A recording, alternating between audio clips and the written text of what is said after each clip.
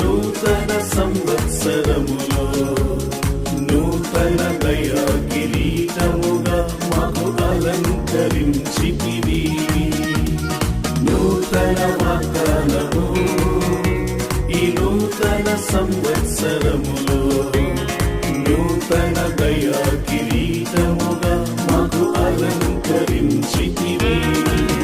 యేసయ్యా నీకే మహిమ, యేసయ్యా నీకే ఘనత, యేసయ్యా నీకే స్తోత్రం చెల్లింతును ఎల్లప్పుడూ.